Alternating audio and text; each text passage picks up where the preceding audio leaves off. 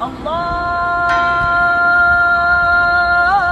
Akbar, Allahu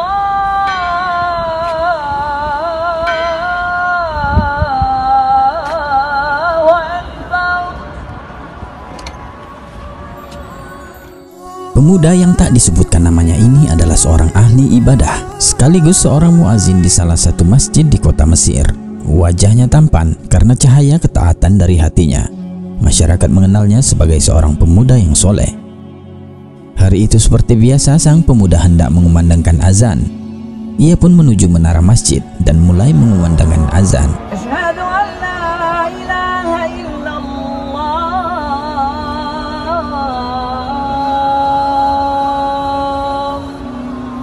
Namun entah apa yang membuat kepalanya menoleh ke bawah.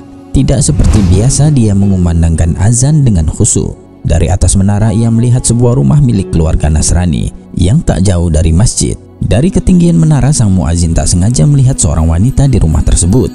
Wanita itu teramat sangat jelita. Hati sang pemuda berdegup kencang. Ia jatuh cinta pada pandangan pertama. Dalam perasaan yang teramat bergelora mendera hati, ia ingin segera menemui wanita cantik jelita itu.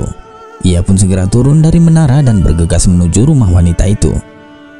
Bak kehilangan akal. Setelah di depan rumah si wanita itu, pemuda ini mengetuk pintu. Dan si wanita yang cantik jelita itu membuka pintu. Wanita yang menawan itu sedikit terkejut melihat seorang muslim mengetuk rumahnya. Dan ia segera bertanya, "Ada keperluan apa kamu kesini?" Dan tanpa basa-basi, sang pemuda segera berkata, "Aku menginginkan dirimu."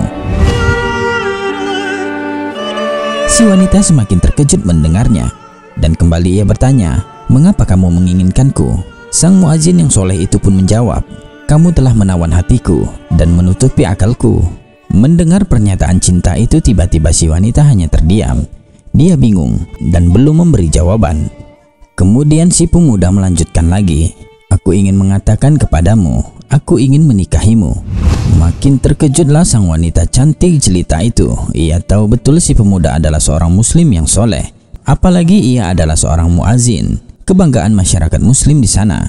Sang wanita pun berkata, "Bagaimana mungkin engkau akan menikahiku sementara kamu adalah seorang muslim dan aku adalah seorang Nasoro?"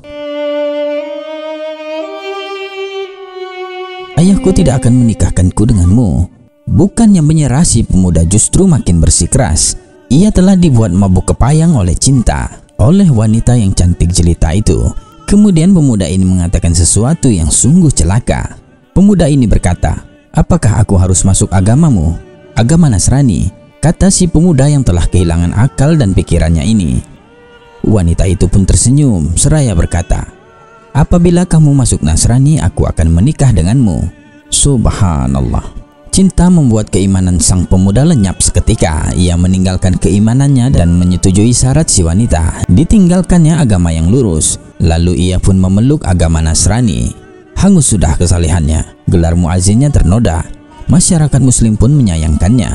Tak lama kemudian pernikahan si pemuda dan wanita Nasrani itu pun digelar. Pesta pernikahan ala Nasrani dibuat. Keduanya nampak sangat bahagia. Namun kebahagiaan itu hanya beberapa saat. Pada hari yang sama saat pernikahan tersebut, muazin tersebut naik ke atap rumah untuk suatu keperluan. Tiba-tiba dia terpeleset dan jatuh dari atap rumah. Dan akhirnya meninggal dunia.